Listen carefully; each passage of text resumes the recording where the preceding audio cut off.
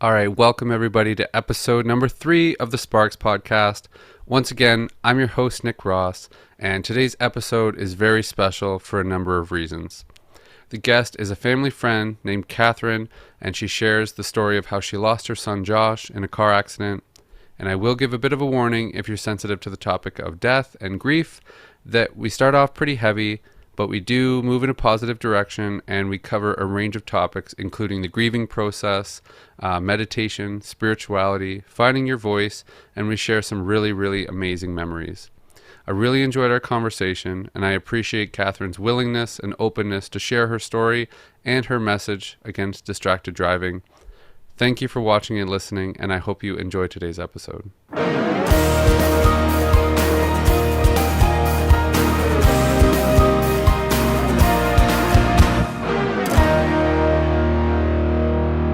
Would you mind, again, best intentions, if there's anything you don't want to answer, feel free to stop me. You can ask anything you want. So I'm just curious about, you said Josh passed away in 2009. Yes. And it was a car accident. Yes. And do you mind just kind of telling a bit about that story? I don't mind at all. So he was going to a doctor's appointment with his girlfriend, and actually they were on their way back when he was going down Veterans Memorial. Just right between, around here. Yeah. So he was between Kathryn and Gore, and the cell phone that was in his pocket rang. And the ironic thing is he didn't even own a cell phone. Oh, no way. It was my cell phone. It was my cell phone that I gave to him in case of emergencies. And it rang in his pocket. And he went to pull it out of his pocket and give to his girlfriend. And it was just that action, that distraction from the road. He went to pass it to her, looked up, and he was swerving into to the next lane. And he overcorrected himself and went across the central median, over the other side of the highway, and flipped the car several times, landing on the other side. So he was, it was quick. His girlfriend she was okay, thank goodness. She got a scratch on her ankle, and that was all she managed to get away with. And Josh, to be honest, he'd got no scratches on him. The only thing that what happened to him was something hit him on the back of the head. Really? Quite a lot, quite hard. And it was just at the wrong point in the base of the skull. Right. And it cut off the blood supply to his brain. And it, that was it really. But we were very lucky that, because I say lucky a lot, even though all this happened, because it could have been, there's a lot of things that give me comfort. Right. We were very lucky that there was an off-duty paramedic passing the scene at the time. Really? Okay. And she managed to keep his heart going. Yeah. And obviously he had to be cut out of the car and transported to LHSC. Mm-hmm. I was at home expecting him to come back. Right. And I get a phone call at just after 6:00 in the evening to say that Josh had been in a crash and could we come to the hospital. Well, every mother's worst nightmare. It was. Yeah, it was. Even though they were very calm on the phone, and it was the police, just knew that something wasn't right. Right. Just knew it. We managed to get to the hospital, and they took us into a side room. Meg, my daughter, was with us. She was 15, and she before we knew it, there was somebody came in. I think it was a social worker came in and just said, "Do you mind if we take Meg with us?" I'd never even clicked. Right. It just, of course, yeah, sure. Next thing you know, we were taken to obviously what was the emergency department, and were taken into another little room, and one of the doctors came out, Dr. Fraser, and he said that they were concerned with Josh. They were concerned with his heartbeat. He was unconscious, concerned with his blood pressure, and would we mind going back and waiting back in the room? So we did. We got up, left that room, were just going down the hallway, and then there was his voice, and I can hear his voice right now just say to me, saying, "Mr. and Mrs. Field." It was just the tone of the voice Right. totally gave it away. Before I even turned around, I knew that something Right. had happened with Josh, that it was too late. Yeah. And his face just, I'll never forget his face and how it looked. I just knew without him saying a word after that. So they took us into where he was. He was laid down. They'd obviously been working on him. And I just remember rushing over to him and cradling his head and just saying to him, Josh, if you can hear me, wake up. Just if you can hear me, wake up. And there was nothing. And Dr. Fraser, lovely guy, he reached over to me and he just said, I'm sorry, but there's nothing we can do for him. And that's what happened. I just wanted to hold Josh. My husband at the time, he broke down onto the floor and Meg was in tears. She had to be taken away and he had to be taken away. And I just didn't want to leave. I just wanted to stay with Josh. But then it was a case of they were saying that because they got him on life support, they were keeping him alive artificially. And they wanted to take him to the ward and that they wanted a Trillium Nurse to come and talk to us. Right, okay. And I remember saying, what's a Trillium Nurse? Yeah, I'd never even heard of one. Yeah. And it turns out they're the ones that deal with organ donation. Right, okay. So we met with the Trillium Nurse, Barb Van Rassel, and she's now a friend of mine. Right. And she was absolutely amazing and talked us through the process. And before she even got the words out of her mouth, we said we want to donate. Right. So we spent the next several hours overnight in the hospital with him by his bedside, just talking to him, holding his hand, praying.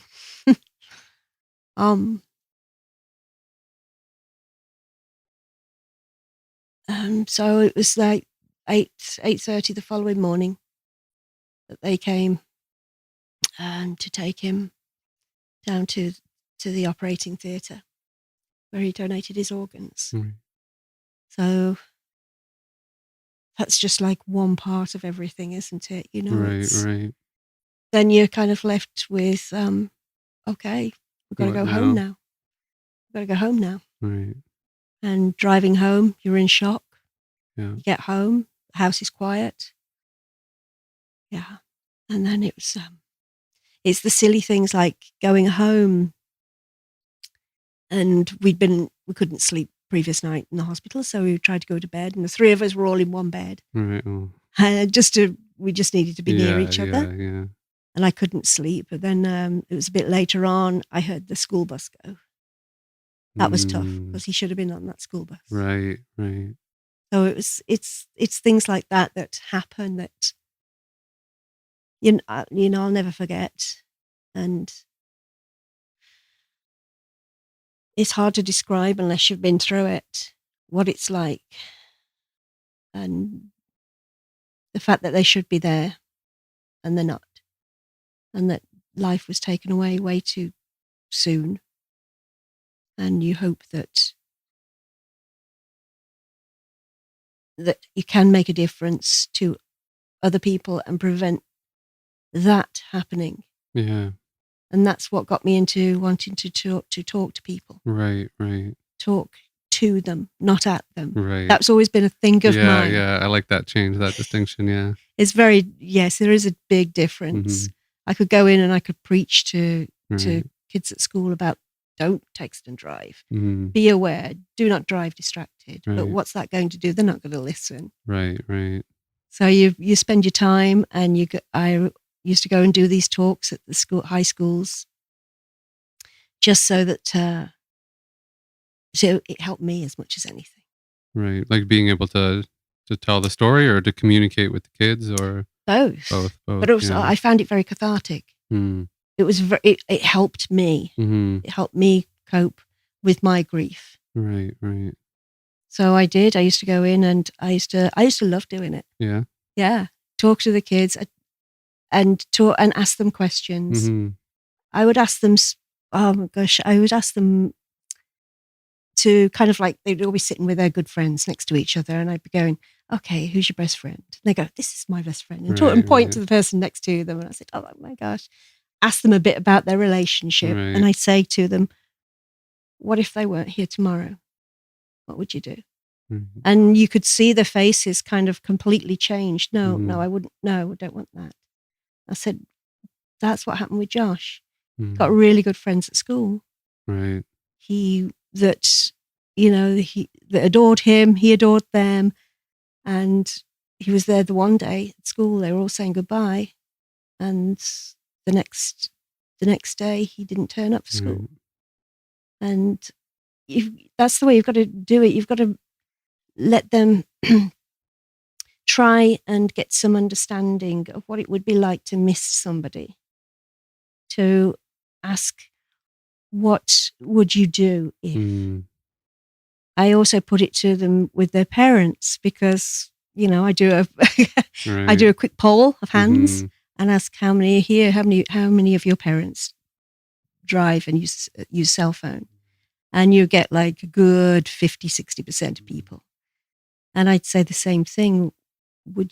How would you feel if that happened to your dad? What happened to my son? How would you feel then as well? And it's awesome because you can see them thinking. Right. And that's so important. Like you can see it sink in. Yes, it sinks in. You can see them trying, the cogs are turning. Right. It's not just washing over them. Yeah. They're not just bored and, oh my goodness, we're just watching. Another listening. lecture, another presentation or something. Yeah. Yes. It's making them think. Right. And when I see that in their faces and I see them think, and I get people come up to me afterwards, 17, 18-year-olds come up to me afterwards and go, I'll never use a cell phone in a car. What you've talked about today has been so impactful to me. That makes it worth it, because if I could just save one life, then that's a whole family, a whole set of friends, a whole set of relatives, because the ripple effect goes on and on and on. Right. It saves them from suffering. And that to me is so, so important. It's happened to me, but I don't want to see it happening to others if I can help it. So I make it so that I can do that and try and make that difference without, like I say, being preachy or, Yeah. you know. Yeah, for sure. Yeah. Yeah, I mean, first of all, I'm sorry to hear about your son, Josh. Thank you. It's a very difficult thing, and I appreciate you coming on here to share it with me. You're welcome. And I guess what I'm struck by too is it's not like from what you said, it wasn't texting and driving. It wasn't overly careless. Mm-hmm. It was kind of taking a phone out, passing it to someone else. Yes. It doesn't seem overly distracted, right? A lot of people thinking, oh, like texting or calling or some sort of, but this was just a subtle, taking a phone out of a pocket to give to somebody. Yes. It was a split second. Right. That's all it took. Mm-hmm. And I don't think people realize that that's how it can happen. Mm-hmm. It could be, and it's not just cell phones. It's distraction generally. To be focused on the road at all times. I know it's hard. We all get distracted. Right. We want to change the radio station. We want, eat food or snacks. That's or right. Pet the dog in the back seat or something like that. Yeah. Yes, and but people just, unless they've been through it, don't realize how quickly it can happen, and how it's so simply done. Right, and it can never be undone. Yeah, and then it's never ending. It's a completely different. My life changed from that moment onwards, and it's never going to be the same again. But it needn't have happened. I always wonder, what if Josh had more knowledge about distracted driving? Would he have done that? Would I have given him my cell phone to put in his pocket? Right. It's all if buts and maybes. Yeah. Yes, exactly. But you can't help at times when your mind's all not in the best of places to think that. Yeah. And then you feel the guilt. Right. Then you feel the shame. Then you feel the hurt all over again. And it can strike you anytime. The silliest of things can set me off, for sure. I can sit here and talk about this, and I probably wouldn't get upset. But I can hear a song on the favorite song of his on the radio, and I'll be crying because it was unnecessary. It needn't have happened. Yeah, he would have been 32 next month. Wow, so it's pretty much the same age as me. Yeah. And he 33 this year. And he was 17 when it happened. So his life for the past 14 years, you can't help but think what he would have been doing, how his life would have gone.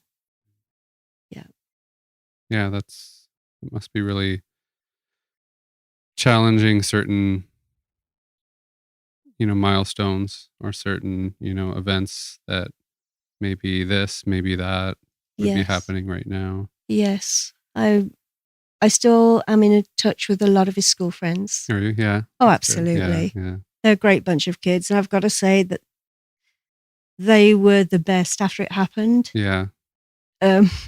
You'd find the kind of like older people would shy away and cross the street to avoid us and things like that. The young kids, they were around our house all the time, telling stories about Josh, some of the things we knew, some of the things we didn't know. Right, or maybe wish you didn't know after that. Yeah. Oh no, it was the best. Yeah. Finding out everything was just amazing. Yeah. They just told so many stories, and it just kept us buoyant. Yeah. So we were glad of them coming around and visit, and they've always been close. And I've been to a few weddings now. Right. Of theirs. Yeah. Yes. Yeah. I'm sure those were tough. Yes. It was. Yes, it always is. But I'm happy for them. I see that they are living their lives, and I don't feel envious or anything like that. I'm just happy that they're living their lives. They're doing the kind of things that Josh can't do. Getting married, having kids. It's always brings a lump to my throat. Don't get me wrong. Right. Yeah. It's always hard, but equally, I'm so pleased for them. Yeah. Yes, I absolutely love it.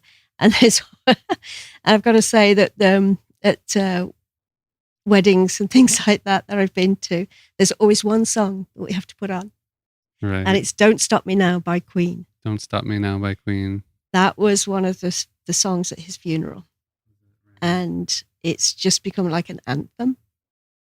It captures so much. So yeah, it's the best feeling when you hear the song come on at a wedding, and you see the bride and the groom look right over to me, and they know straight away, and they're like, and we all have to get up on the dance floor and dance. Yeah. So it's amazing. I love how they still remember Josh after all these years. They still want to know more about him. They still want to see photos of him, and they talk about him. Yeah. So it makes me smile. Definitely, for sure. And I can see how much that means to you, obviously, to have them be brought in towards you as well, like, kind of keeping his spirit alive. And he was very much a part of them. Yes. And they were a part of you and in your life. And yeah, he was a larger than life character, was Josh. Yeah. Yes. Yeah. Can you tell me a bit about him? He had the best laugh. Did he? Yeah. Yeah. He was a sensitive boy growing up, but absolutely loving, absolutely amazing. And when we came over to Canada, because we immigrated, oh my goodness me, how long now? I have to think about these things, about 17 years ago. Right. 16, 17 years ago.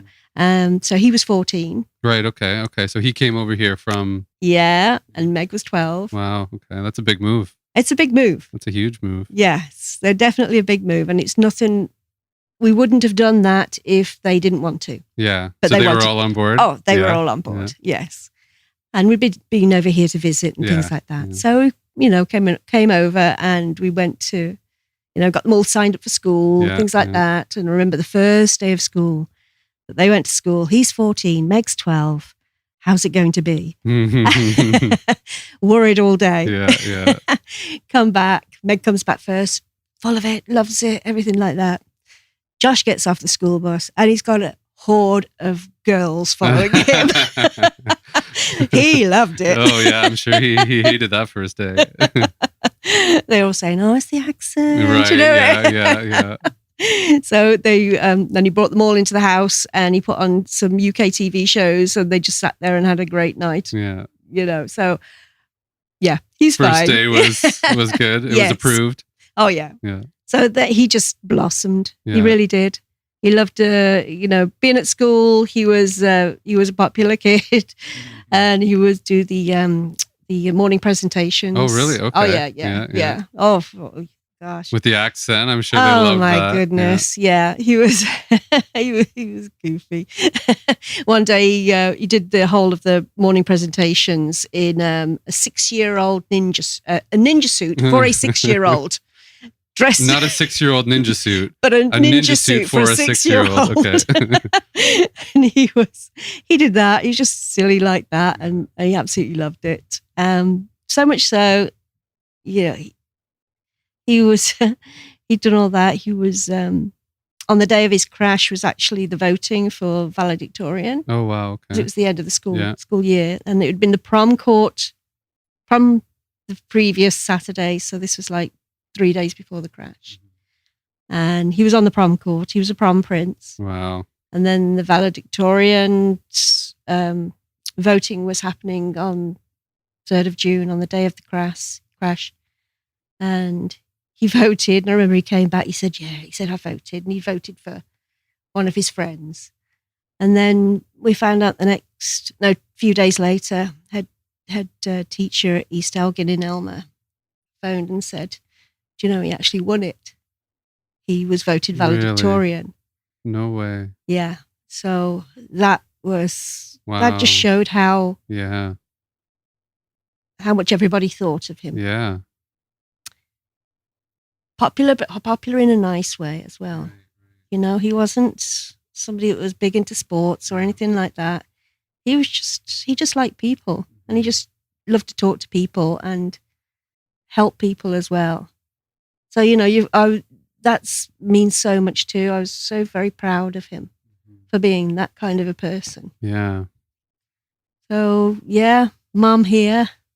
That September I had to do his valedictorian speech for him. Yeah, I did. It was good. Yeah. If I don't say so myself. Yeah, I like I say, you got like 1,000 kids in that school that had lost somebody that they used to see every day. So for the graduating year, And that was right before summer. Yeah. It too. Yeah, literally just before summer. A few days left. So I did the valedictorian speech, and I did it as he would have done it. Right. So it made it quite funny. Ninja suit? I did hold back on the ninja suit. I didn't go quite that far. No, I wish I'd have done it now. Hindsight, right? 2020. I don't know. Well, anyway, I was pretty pleased and proud to do that for him. Very proud to do that for him. Yeah, that must have been a really special moment. It was very special. So it's all those kinds of things that have kept me going, especially through those early dark times. Mm. You just roll on from one, trying to keep buoyant, to the next, trying to keep buoyant. Like your head above event. water, right? Yeah. I always used to say it's like riding a roller coaster, and it's like trying to hold on to the flotsam and jetsam of life. Right. Just trying to hold on to something to keep your head above water. Just on to the next, yeah. Yeah. But then, like I say, it's a roller coaster. You have your up and your downs with grief, and everybody grieves differently. For sure. You can't tell anybody how to grieve. And I think it's accepting how people grieve is a big thing as well. Because I know that some people didn't grieve, this is me going through it myself. Yeah. Sure. Didn't grieve how I thought that they would. Right, okay. Almost like, well, do you miss Josh? Right, okay. That was me at a time, and I recognize that now, where I wasn't in a state of mind to understand that. It's only been as time's gone on that I've realized that no, that's how some people have to grieve. Right. There is no wrong way. There is no wrong way. But at the time it was like lack of expression, lack of talking about it, or what was it that? Yes. Yeah. Yes. From the most unusual of people that you would have thought would have been happy to help. Now that sounds very selfish of me, I think, but I think I had to be selfish at that time. I think you have to be selfish at that time. Yes. Yeah. It's survival mode at that point. It is. It's definitely survival mode. You can't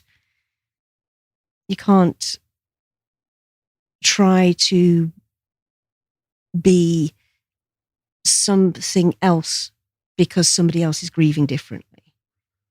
You have to be selfish, and I say selfish in it as the good form of it. Right. Like a self-loving selfishness. Yes, you've got to be able to do that for yourself. Right. Be selfish in that respect. Yeah. So it's very much an important thing, but it's something I didn't realize at that time. Right. Well, it's hard too, and I mean, I would imagine everybody in that family, everyone around you is also in grief. Yes. As well, and especially as the mother. I mean, I think people struggle to know how to help.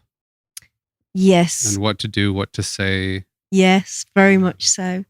And that was something else that I would talk about as well when I used to go and talk to students or anybody, different groups. I would try and say to them, it's okay to talk about Josh. I haven't forgotten him because he's out of my life. Yeah. I want to talk about him. You can mention his name. Yes, it might make me cry, but it's a good cry. Please don't be afraid to approach people that are in this kind of a situation and just ask them about their child. What were they like? What were their favorite things? What stories do you know about them? Yeah. What are your favorite memories? What are your favorite memories? Right. So can I ask, what are some of your favorite memories with Josh? I've got so many. Oh dear. We got time. So as many as you want to share. I'm all in. So. Oh, he used to love playing the drums. Did he? Oh, okay, musician. Oh yeah. Okay. He used to play the drums, but before he got the drums, we were myself, Meg, and Josh used to love playing rock band. Okay. Yeah, classic rock band. Rock band. Yeah. We are talking like 2008, so 2009. He played the drums when he had the drum set? Oh, yes. Yeah. So I always have, I always remember he used to kind of like pop his head around the corner and he'd go, Rock Band Bobski. That was my nickname. I was never called Mom. Neither of my Bobski. My kids never called me Mom. No, not at all. And Meg still doesn't call me Mom. No, what does she call you, Bobski? And she doesn't. She's more like Bob. No. Oh, okay. Oh dear, we've got so many nicknames for us. I don't hardly call her Meg either. But yeah, he used to come round and just pop his head, Rock Band Bobski. Like, yeah. And we used to just go down to the basement and we used to play rock band and have so much fun with it all. And so he put his drum kit after that. Right. So he loved it. So rock band kind of inspired the drum you kit, betcha. you think? Yeah. He's like, I want to play it for real now. He couldn't play a quiet instrument. It had to be a full set of drums, Of course, yeah. Well, it seems like that's kind of how he lived life, right? Loud. Yeah. Yes, full of life. Yeah. So he would love to play his drums, and And I remember like his friends used to be phoning him up all the time, house phone times. And I used to be like, all right, hang on, Josh. Okay, you're Josh. All right, hang on. And then I go like shout at the stairs, hear the sound. Smash. Yeah, you betcha. And slide the phone right along the landing towards him, so-and-so's on the phone for you. It's things like that. I remember him used to love making DVDs as well. DVDs, home videos. Okay. Like home videos? Oh, yeah. I was really into that too. Really? Yeah, Yes. Yeah. I still do it, yeah. It's transformed over time, but... Yes, it has rather, hasn't it? But he had like a video camera. Did he? Yeah. Okay. Oh, yes. And he used to make all sorts of home videos with his friends. Mm-hmm. And he was doing those since he was about 12 or 13. Really? Okay. He used to make up the stories. He used to direct it. Really? Then he used to produce it. Yeah. And I used to help him, Wow. turn it into a DVD and things. Yeah. And we used to have so much fun. Oh, that's amazing. Yeah, he loved it. And so that's, and they're very precious now. Yeah. So I was going to ask you still have them? Oh, absolutely. Oh, that's amazing. Yes. Yeah. So many good memories on those. Yeah. Kind of miss all that. It's really, and I mean, I haven't really shared, this is one of the earlier episodes of the podcast, so I haven't really shared too much. But yeah, when my sister passed, it was the photos that you never thought would be important, the things that you never thought would be important. Yes. All of a sudden, the value went through the roof. Absolutely. That photo that was just an off photo that was taken at this random place or this random time or this random thing, all of a sudden turned into the most valuable thing. So would you say it's like when you look at a photograph, is that like the memory of that moment, or is it something that you think, well, I didn't know that was going on? And that's an interesting question. I guess for me, there's multiple things. There's one in the moment of, oh, I remember that time and, yes. Doing this or, there was one where we went camping and we had the mosquito coils and we had them set up around the fire, and her and my brother Wes were dancing around the fire, and they were just being ridiculous. And of course she stepped on one and then burned her foot. Ooh. So when I see the photo, they're just kind of posing, but you remember the story. Yes. And then there's also that other layer that you were mentioning of like, at that time, there's you can't think about like how it will impact in the future, how it will be seen in the future, it was a crappy vacation in a way. The weather was crappy. So many things went wrong, but that's what made it fun. And you remember it. And we remember it. And that's, like you said, like we both agree, that's so precious. Yeah. We've got that for the rest of our lives, those memories. Yeah. And it means so much to have those little things that you never thought, like you think it's the big things, right? Like the weddings, the big moments, the graduations, and those are all amazing. But peeking around the corner being like, rock band? Yes. It's amazing how those end up being, some of the best memories. Absolutely it is. And it's something I'll always treasure, always hold on to. And I've got a lot of those. I've got a lot of good memories. Yeah. So I'm very lucky. I do realize I'm very lucky. To have all the memories, or like the photos, the videos, or everything. You mean just... Yeah. I'm very lucky in that respect. Josh has passed. It's what I've tried to do with my life since, is to live it positively and try and get a smile out of the day as much as I can. Right. Very much so, because it's very important. Yeah, definitely. So how long would you say it took? Because I mean, everybody's grief is obviously different, and it, the idea of linear grief, I don't know if anyone actually believes that, but it's all over the place. So for you, I mean, obviously you're thankful now and you're grateful for a lot of it. What was that process kind of like for you? I guess, when did you feel like maybe the grieving started? Because at first it's just shock. It's shock for about, I would say, about 6 to 8 weeks. Yeah. That you seem to be going numb. Yeah. And probably people looking on the outside would probably think, well, she's a little bit strange, but she's doing all right. Right. And not realize. But then when it hits, it is like being hit by a sledgehammer. It makes you collapse, because then you realize they're not coming back. it starts to sink in. Everything then becomes a lot harder. Everything. Getting up in the morning becomes a lot harder. Trying to smile becomes a lot harder. Trying to think coherently becomes a lot harder. Right. It just doesn't happen. And it takes a while. And you try. I used to try to make myself think about it all, to try and get myself through it, because I wanted to get through that horrible grief stage. I tried. It was useless. I couldn't. It had to take its time. That's a tough lesson too. Of you want to go around it. Yes. The only way, past grief is through it. Yeah. You want to try the quickest way through it. My quickest way was just face it head on. Right. But it was freaking tough. Couldn't do it. And so it was very, very tough time. And it was for several months being very, very tough. Not being happy. That's what it was. Purely not being happy. You could smile. You could put on a front.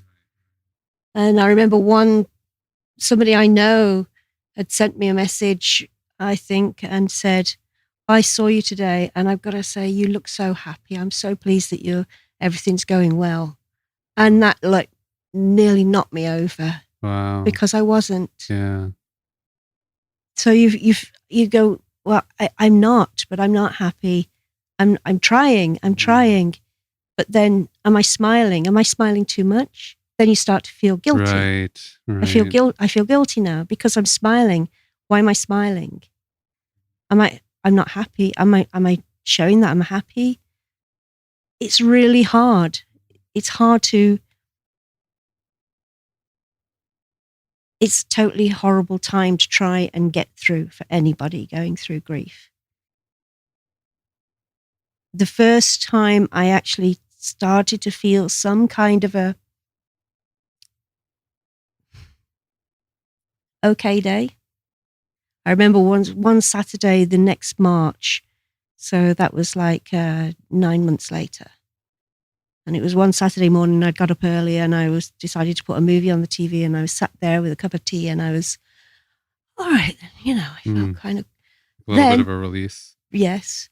But then as soon as that happened, I felt guilty again. Like I'm not allowed to feel this way? I'm not allowed to feel like this. I feel guilty. Why am I feeling that everything's going to be okay when it's not going to be okay? Josh isn't here. This shouldn't be happening. So the guilt gets you then. Right. So it pulls you back into it. Yes. Right. Pulls you back into it. So glad to say, and it would be the same with a lot of people, those more peaceful times, snippets of time. I'm not talking about like a full day of feeling happy. Yeah. It might be like 30 seconds of feeling calm, of feeling peace.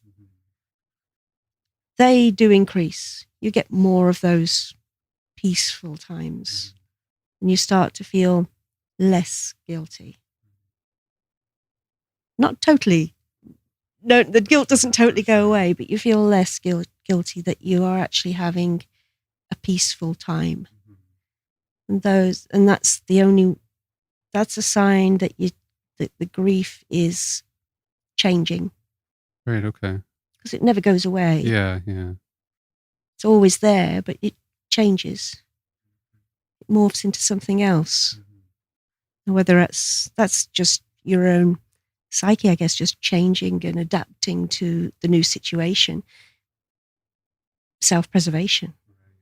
Everything about going through grief is self-preservation. Yeah. You kind of start to grow around it a little bit. Yeah. You figure out how you can get through each day. Very much so. Now, as far as like coping strategies, or did you get help right away, or how, like? We were very lucky that we found a place in Cambridge called the Coping Centre. And it is specifically for parents that have lost children. And they were absolutely amazing. They're run by people that have lost children. The facilitators there are people that have lost children, so they know.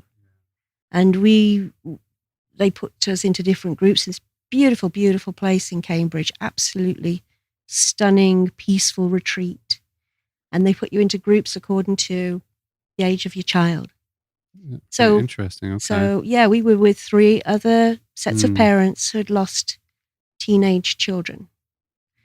One was there was one through cancer, another one was car crash, like Josh, and another one was a drug overdose.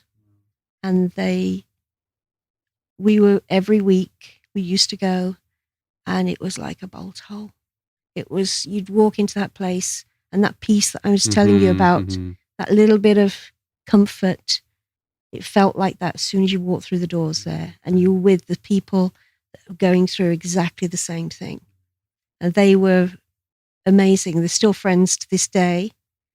And we always acknowledge each of our kids, their birthdays. We acknowledge dates of when they passed. And it helped so much. Helped to understand as well what you're going through. That what we've just said about grief not being linear, about how you can help yourself and look after yourself. They're very much into that. Again, that's selfish, but in the good way word. Self-love. Yeah.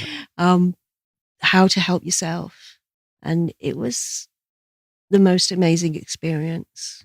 Went there for about 3 months every week. Well worth it.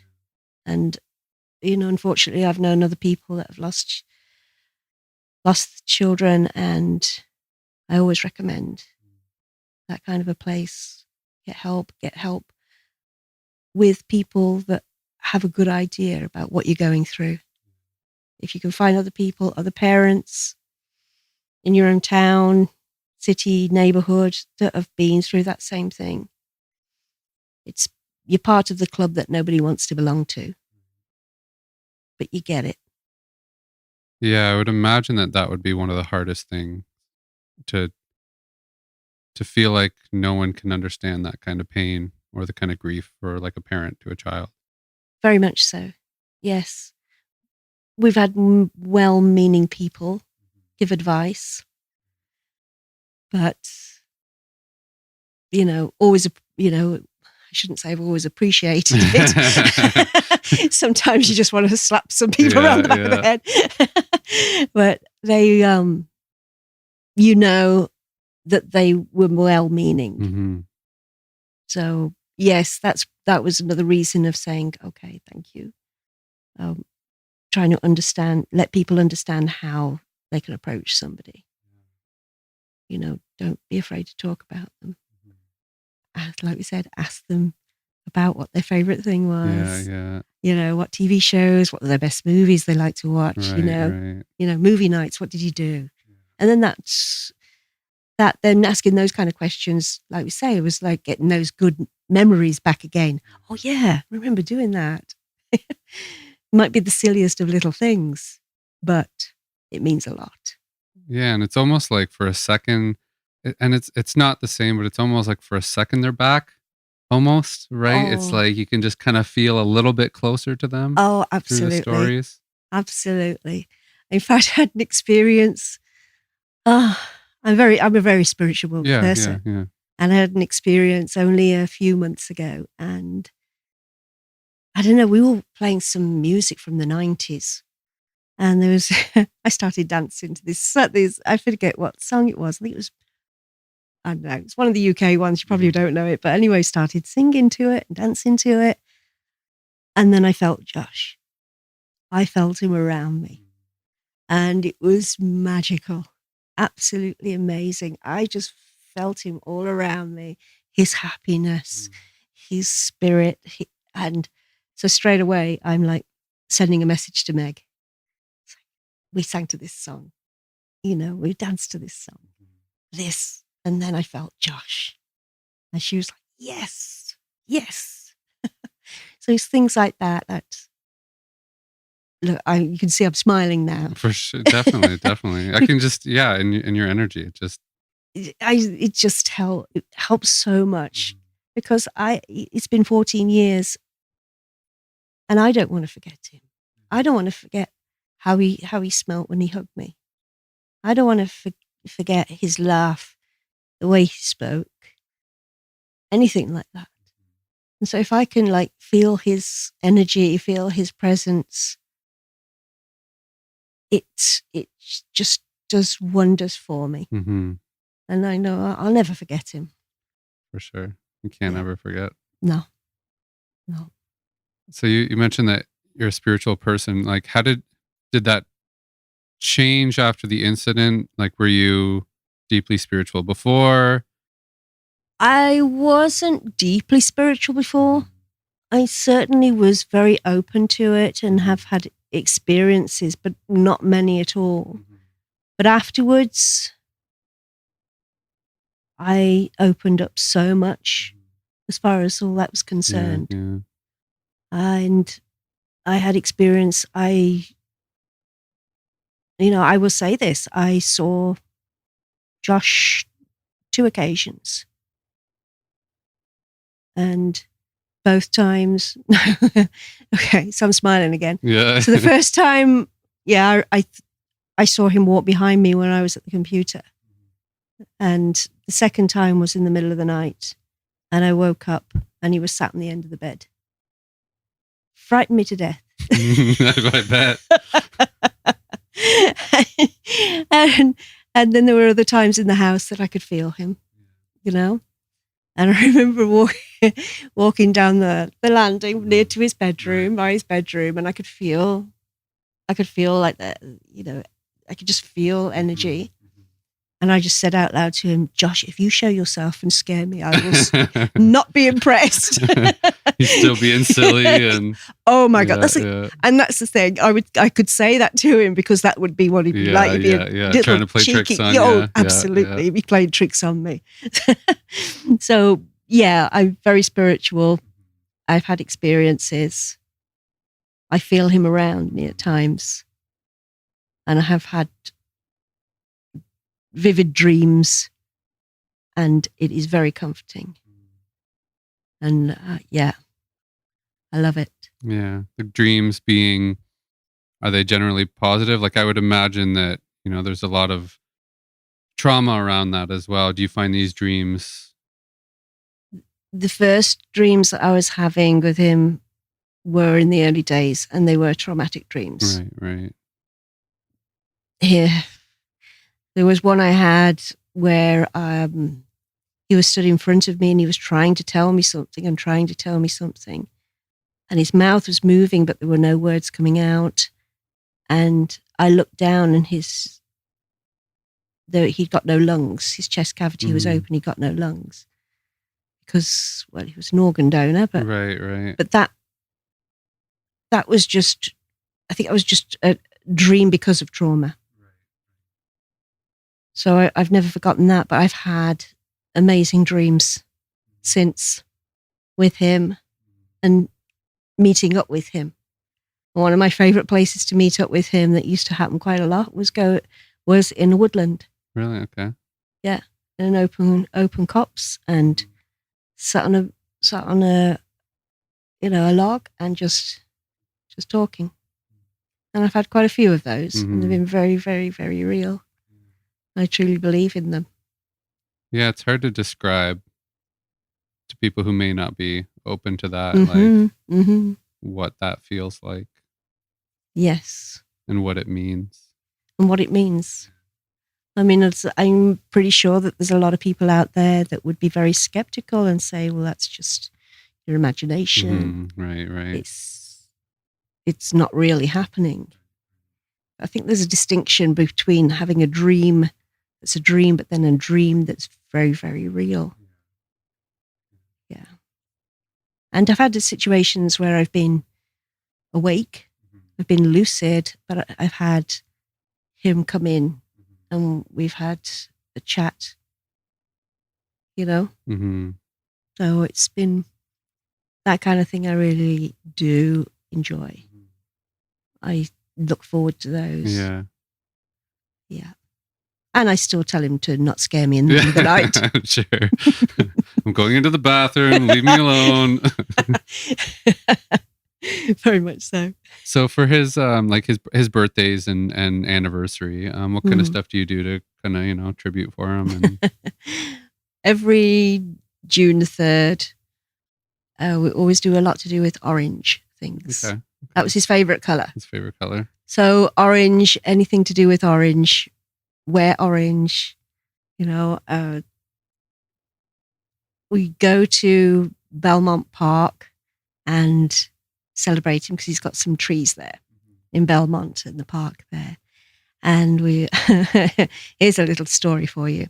So after he passed, well, like I say, his friends would come round, and one evening, one of his friends said, "So have you found the bottle of Southern Comfort yet?" Like, no. Why? And they go to the back of his dresser and pull out this bottle of Southern Comfort. And it was empty. Right, of course. So like, the little bugger. Can't be mad at him now. Oh, no, that was so funny. Yeah. But anyway, so now every anniversary, we have to buy some Southern Comfort. And we take shots. Yeah. And wherever anybody is in the world, we'll do webcams, whatever. Everybody will have a shot, Southern Comfort, and we'll raise a glass. Yeah. Here's to Josh. We do that on June 3rd and also do that on his birthday in August. Yeah. So that's what we do. We wear orange and we drink Southern Comfort. Sometimes I wish he had a better choice of poison, but I mean, Josh, can you think of anything better than Southern Comfort? But, hey, mate. Well, you never know. Maybe he'll give you another sign. Yes. To change one day. Maybe. So, I mean, it sounds like you and it was Meg, yes. And Josh were really close. Oh, yes. Yes. Now, how did that kind of affect your relationship with Meg? It brought us closer. It really did. We were close. We had to go through all that horrible time, but coming out the other end of it, even though we were supportive. Yeah. Coming out the other end of it, we always celebrate Josh. So that's our thing. We do things for Josh as well. Meg and I went to Life is Beautiful back in 2018, and we did a lot of stuff there that Josh would have loved to have seen. We saw some of the bands that he would love to have seen, and just enjoyed ourselves. We did it for us and for Josh. Yeah. Thinking of him. Yeah, very much so. Josh would love this. Yeah. So we do a lot of things. Meg and I have had tattoos together. Right. Okay. On his 10th anniversary, we both had tattoos. We've done things like that. We do things to remember him and remember him in a positive way. Yeah, very much so. You could be negative. You could be sad. You could be basically not living a life. And it's because Josh was so full of life that you think, well, we'd want to live life for him. Right. Want to do the kind of things he'd want to do. So that's what keeps us going. Do the kind of things he would really enjoy doing. So that's, there again, I'm lucky. I say that again and again. I am. Yeah, not many people, I think, in your situation would consider themselves lucky. No. And yes, that happened to Josh. I can't do anything about it. It's what I tried to do with my life ever since. I think I'm lucky. I live it for him. And Meg. And me. And you, that selfish self-love kind of thing coming in, right? Yes. What about yourself, though? For me... with regards to Michelle. Is there a specific question that you're curious about, or living your life? For me, I mean, there's certain things that I know music was really important to her. Right. So there'll be certain things where, you know, so she had an interesting taste in music. So she liked country music before I did. I used to hate country music. For people who know me now, I like it now, but for a long time I did not like country music. So I used to make fun of her for it all the time. That's what brothers do. Exactly. So then, you know, eventually we kind of got to the same taste a little bit. And it grew on me. So country music's been one of those ones that's very sentimental to me. It just reminds me of, you know, swimming in the pool. You know, Michelle loved to be out in the sun. So she always used to be tanning or, you know, laying in the sun. She was just any little piece of sun she would want to kind of crawl up. That's awesome. And that, and so yeah, a lot of musical stuff that yeah, and as far as, you know, even on her anniversaries, it's tacos. She loved tacos. So the whole family makes tacos. We try and stay away from Taco Bell.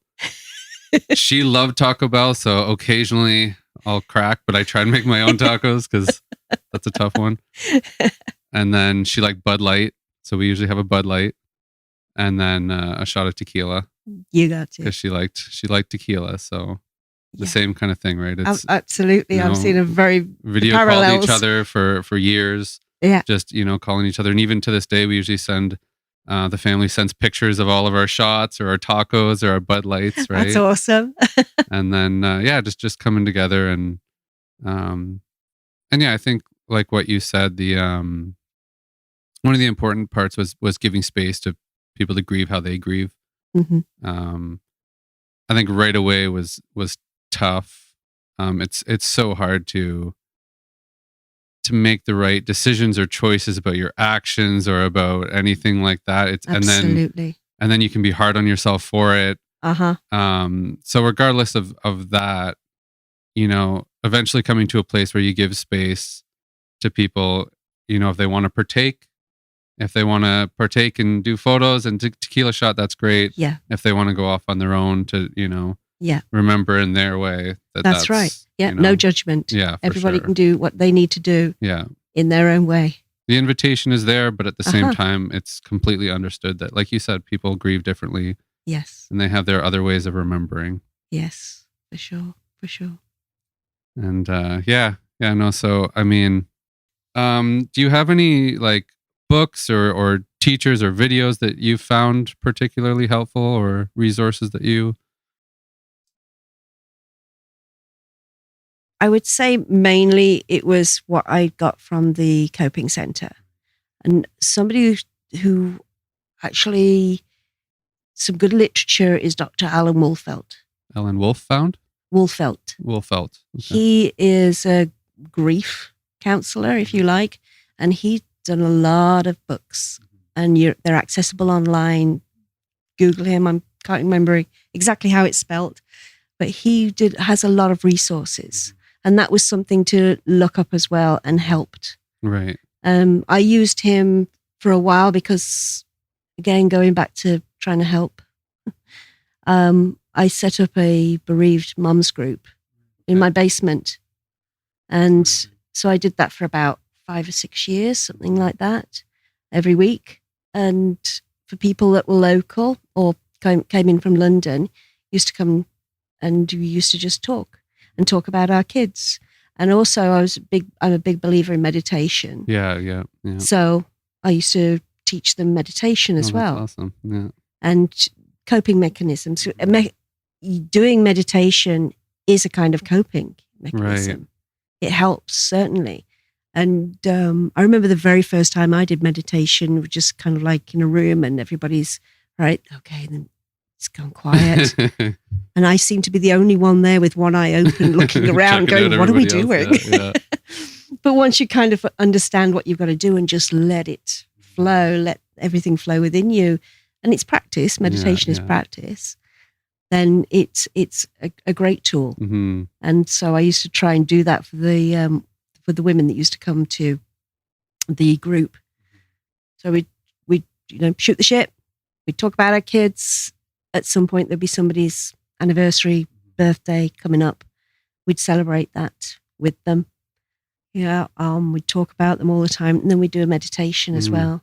And it was so good to see how much it helped them to change from the broken women that used to come initially to those ones that would found their ways to cope with their grief and found that they could talk about their kids. It was a safe space to talk about their kids, talk about anything that was troubling them, about how their life was going without their kids, because they knew that everybody in that room was in exactly the same position and could understand. So that was really good to be able to talk about it. So I used to use Dr. Wolfelt's literature in that group too, just to help, just to say, hey, have a read of this. See what you think of this. If you don't like it, that's absolutely fine. Yeah.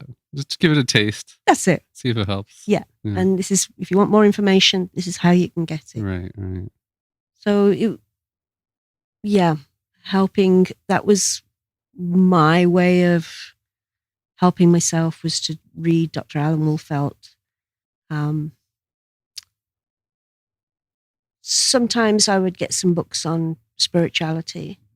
I didn't really need to delve too much into reading all that because I was experiencing that. Right. And I would try to understand it myself, what was going on within me. Like an introspective version of that. Yes. But I used to love reading what I could as far as what would help me. Yeah. It sounds very vague, I know, but there was a lot of stuff that I could really just go through and read and read and read. I'm surprised to hear the meditation. Do you still meditate? Yes, I do. Not in as much as I used to do. But yeah, it's not a problem for me. And just sit for like 5 or 10 minutes and just let everything exit from my mind. Yeah. And just let the peace come. Meditation can help in all sorts of circumstances anyway. It's not just for grief. So I use it in daily life. So I enjoy doing that. I can do, you kind of like progress from guided to absolute silence. Right. And can meditate in absolute silence. Takes practice, but it's good when it happens. Yeah. I like the silence better. Like I've been developing, I guess, a practice. I'm not always consistent. Yeah. But I do really enjoy it, and I find it really, really helps. Just to kind of center myself. And I notice much more when I'm off center.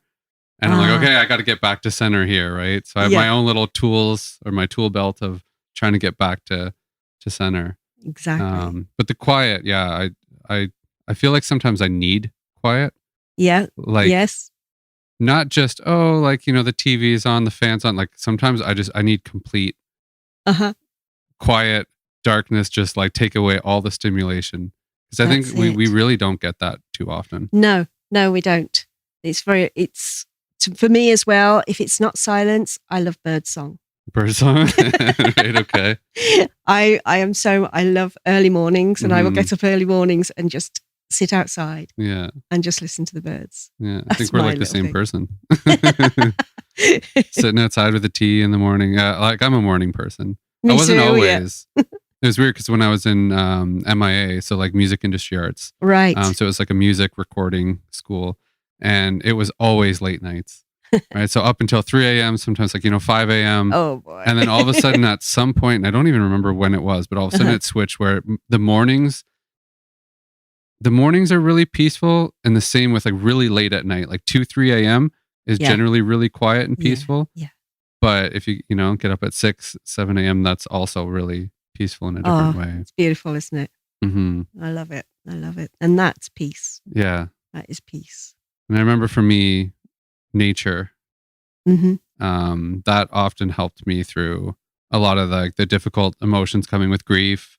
Yeah. Was just get out in nature, go for a walk outside. We have a conservation close by, right? Which is, just pop over there, go for a long walk. And about 45 minutes later, it starts to kind of ease, I find. Good. It's very important. Yes, I like to do walking when I can. And yeah, I enjoy that. Just that, because you can just clear your mind. Yeah. You can either think, Mm-hmm. but positive thinking. I think when you're walking, rather than not things. always good. Yeah, exactly. You can have some really bad thinking moments, but when you're out in nature, if you do thinking, it's positive thinking. I find it's constructive thinking, Mm-hmm. and so, or you're not thinking. And you're just going with the gait. You're walking. You just let that be the rhythm. Yeah, yeah. And that's what I would find, right? Sinking into that, almost like the flow of just walking. Yes. And I heard a great metaphor about meditation that a lot of people thinking it's just concentrating on one thing, which it can be. But, the metaphor that they used was like the finger. If you concentrate on the finger and you just say, concentrate, concentrate, concentrate, you feel like it's a tightening or something, right? Yes. But if you notice and be like, oh, notice the different colors of my finger, how it's kind of bent this way and how it's, this and that and the characteristics of it. Yes. It's a different kind of meditative state. That's right. It is, isn't it? It isn't just focusing on one thing. It's accepting what everything is around it. Yeah. And seeing everything around it. And being open. You're being open to seeing everything around it. and not rejecting certain parts and in nature it's generally easier to not reject anything because it's like, oh, a tree, a bird, an animal, like, oh, it's like, oh, it's all great. But when it's your own mind, there's parts that you don't like, there's parts that bother you and all these things. So it's been helpful that idea of opening to everything and allowing it without being consumed by it, without biting into it. Yes. And then bringing it back, and then because it takes you away. Yes, and that's hard. Mm-hmm. If you try and do that, it's very hard, isn't it? Rather than let it flow. Yeah, yeah. Being just very much accepting what's going on and let it be. Yeah, the Beatles had it right. But it's so. Don't worry, I shan't start singing. it happens so fast, like, and you get kind of taken away by thoughts, and then yes. And I heard the other great metaphor is the puppy, right? Like if the puppy wanders off, you don't beat the puppy, you don't yell at the puppy, you just casually bring it back and you sit it down and you say, okay, stay. Yes, that's so true. It's like our minds are like puppies. We keep bringing it back. Okay, sit here. And then they don't want to sit there. They want to explore, but okay, come back and sit down. And go wandering again. Yeah, puppy training. You'd think I'd be better at that, but I'll remember that next time I start wandering in my mind. Okay, come on, puppy, on. Yeah, come back. Yeah. But yeah, no, it's that's been a great one because I noticed for me too. Have you ever read the book The Body Keeps Score? No, what's that about? So it's a big one about how trauma exists in the body, right? Like it gets trapped in the body, and so despite thinking that we've worked through things or talked about it or anything like that, it gets stuck. Right. So for me, that was something to be, I think that's where the walking kind of comes in, right? It starts to like move some of the energy and it starts to get it out. Yeah. Because it does seem to get stuck in different places. So things like breath work helped me too. Yes. Yeah, that one, I just found like things like that to just something to just move the energy in a different way helped. Okay. So it would just get trapped and sometimes I would get trapped in my like solar plexus area and there would just be this like almost nervous energy or this just kind of like, I don't know, something. Right. And just being able to move that helped. So you find that just walking does that for you, or are there other things that you do for yourself to move that trapped energy? Yeah, so like walking helps. It can take time because I find it's like walking the dog, often he's stopping to sniff things. Like, I mean, I love him. It's great, but it's a different walk for him than it is for me. I was going to point that out, actually. Yeah. So it's like, I'll get into a rhythm and then okay, sniffing this and and sniffing this. Oh, he wants to say hi. So it's not very meditative because it's, constantly, he's distracting me even more. So for me, walking, I like running, I like jogging. Okay. That's a big one for me. Yeah. I know it's not the greatest for your joints and stuff, but I love running. Good. The breath work stuff really helped. And even meditation, right? Just allowing it to sit and then it's amazing how sitting still so much can happen. Very much so. It's like given the opportunity. Yeah. And that's what it is. It's almost like by just going about your day to day, you're holding in certain places. And then when you sit, you notice all of a sudden, oh, and it lets go a little bit. And you're like, oh, I didn't even realize I was holding on to that. It's true, isn't it? Mm-hmm. Yeah, I find that too when sitting and just trying to do nothing. Just doing do nothing. God, puppy, come back. Well, it's true that you do realize that the mind's a great thing for a start.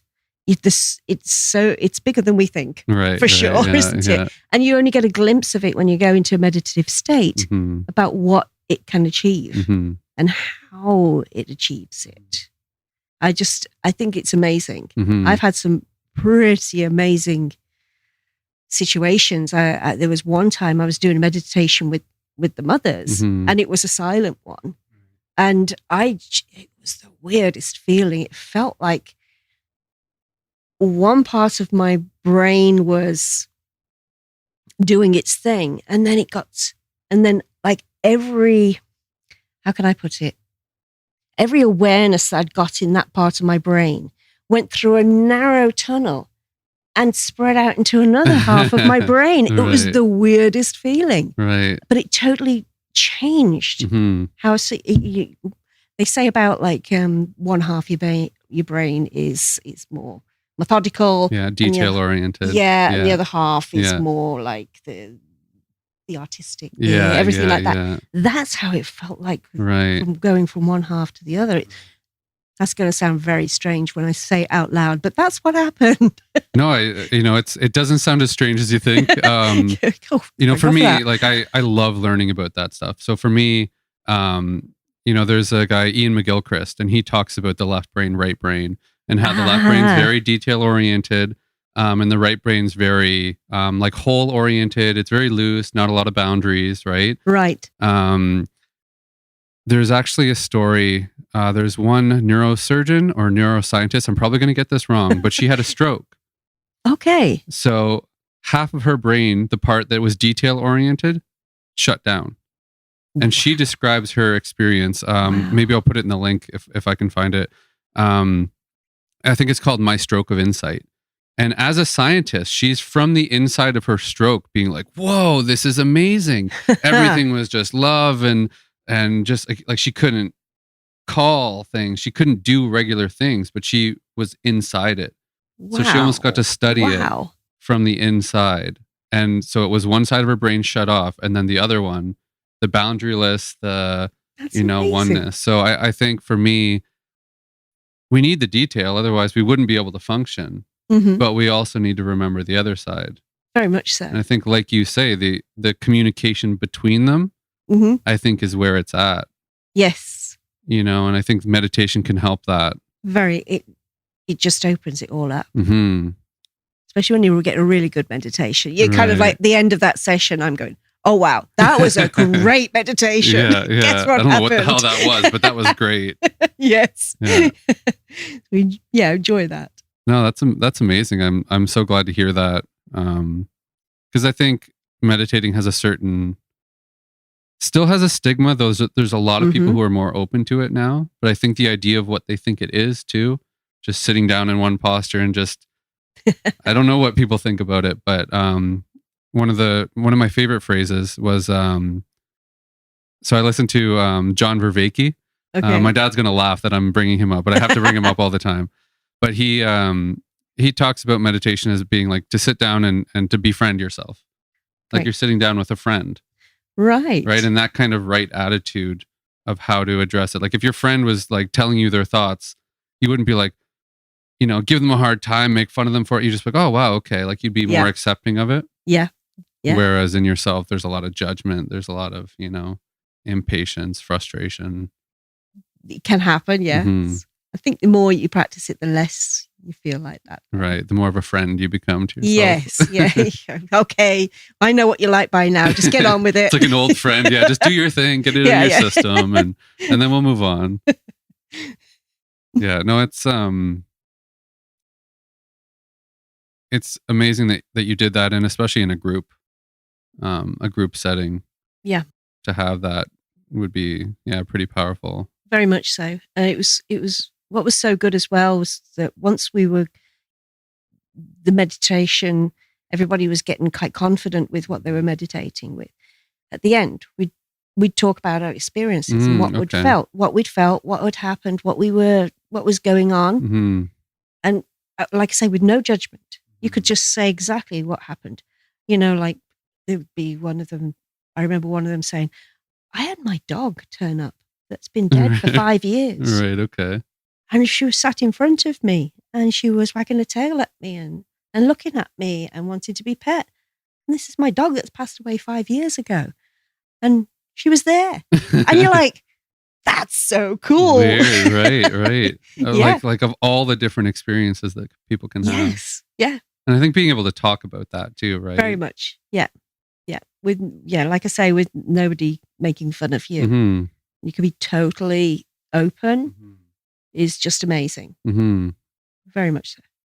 Yeah, I think like so much of our, I don't know, social interactions are kind of surface to surface. And there was a period of time that I didn't like small talk, but then I think there's a place for it, like when you're at work and you cross someone in the hall having a coffee, that's not the time to, dive deep into it. No.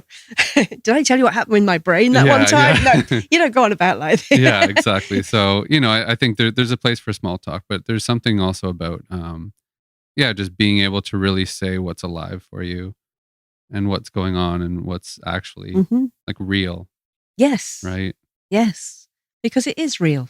Mm-hmm. For us, it's real. Right. The experience of it is real for us. Right. So very much so, I like the fact that we can, that's why I will talk about it. Right. I'm open like that. And I think that's something I've learned as well. Right. Ask me like, I was never like this. No. No. I was the shyest person around. Okay. So this is a different me. And interesting. A different me. And I've been a different me for the last 14 years. Right. Yeah. And different. Yeah. So you think like was that a turning point for you? Turning point, yes, but it wasn't everything. I think what really changed me was going out and talking. Mm. From somebody who wouldn't say boo to a goose. What, you want me to stand up and talk? For the first few times I had like pieces of paper which I would read, Josh's story, whatever, and things like that, to actually not needing any kind of written down, just talk. What's the phrase? Give me a second. It's a Latin phrase, and it's basically means know the subject, the words will flow. Right. Them tenor verba serpenter, I think it is. Right, okay. I can't fact check it anyway, so it sounded great to me. Yeah, I'm right. Yeah. Anyway, it's and that phrase was like, I can do that now. Mm-hmm. I could, you want me to stand up in front of 1,000 kids and at schools? I'll do that, and I'll talk.